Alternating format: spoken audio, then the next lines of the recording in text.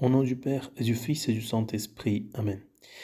La première lecture d'aujourd'hui nous propose un texte du prophète Jérémie qui évoque le retour d'exil du peuple d'Israël, parmi lesquels se trouvent aussi les aveugles et les boiteux. Le prophète parle de ruisseaux d'eau et d'un chemin plein sur lequel ils ne trébucheront pas. Ces symboles font sans aucun doute référence à la grâce divine qui est une source d'eau vive, qui étanche la soif, fortifie et aplanit le chemin vers la vie éternelle.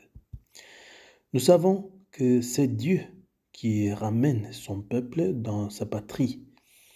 Et lorsque c'est Dieu qui guide, les boiteux peuvent marcher et les aveugles ont la lumière.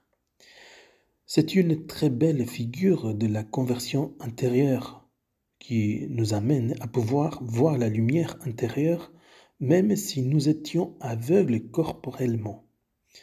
C'est le cas de l'évangile d'aujourd'hui qui raconte la guérison de l'aveugle Bartimée, aveugle de ses yeux mais voyant à l'intérieur, aveugle extérieurement mais pas intérieurement, aveugle corporellement mais pas spirituellement. Un jour, cet aveugle se tenait au bord de la route, à la sortie de Jéricho. Demander l'aumône était tout ce qu'il pouvait faire pour obtenir une aide humaine, et c'est ce qu'il fit. Mais Bartimée avait entendu parler de Jésus, qui faisait des miracles dans toute la région.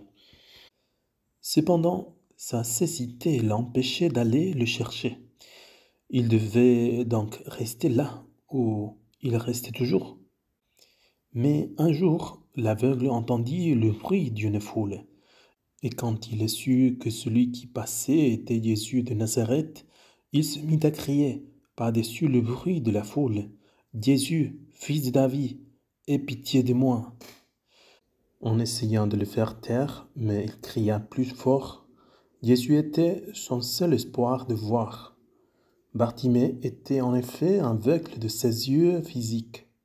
En effet, reconnaître que Jésus est le Messie, le fils de David, et placer tout son espoir en lui, c'est être un voyant dans l'esprit.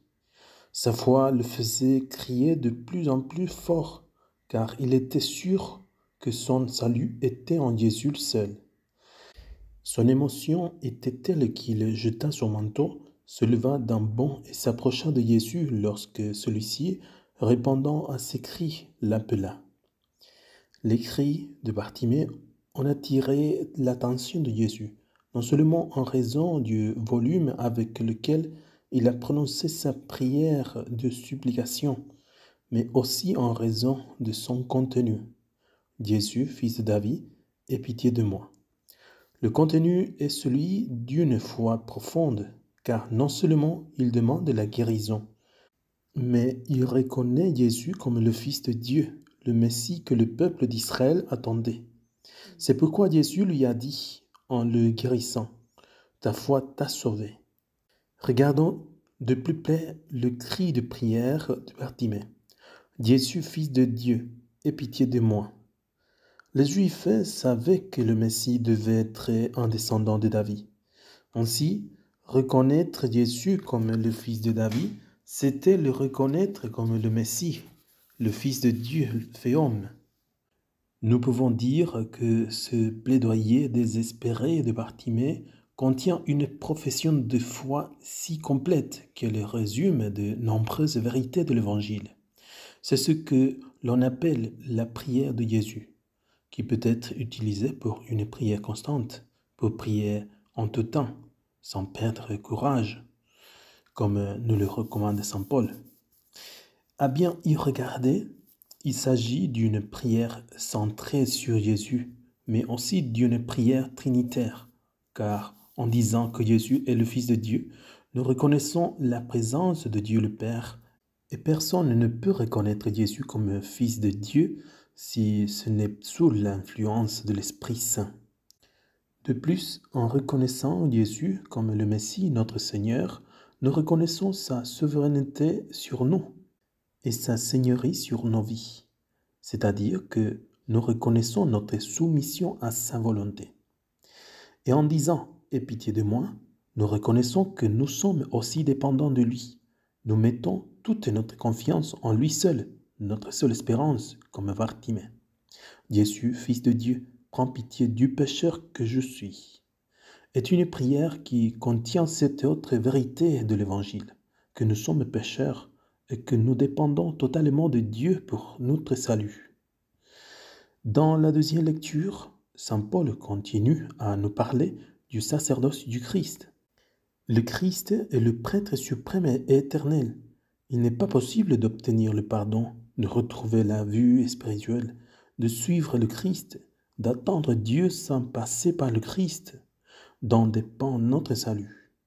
Le salut n'est possible que par le Christ. Prétendre à d'autres voies connaissant celle du Christ est pure illusion, et plus qu'une illusion, une tromperie. Il n'y a pas de salut en dehors de lui et de son Église. Les non-chrétiens peuvent être sauvés par des voies mystérieuses, mais leur salut se fait en Christ, le Fils de Dieu, le Messie que Bartimée a reconnu sans le voir. Il nous reste, à nous qui connaissons le Christ, le chemin, la vérité et la vie, à crier vers lui comme l'aveugle Bartimée. Jésus, Fils de Dieu, aie pitié de moi qui suis un pécheur. Que la Vierge nous bénisse, au nom du Père et du Fils et du Saint-Esprit. Amen.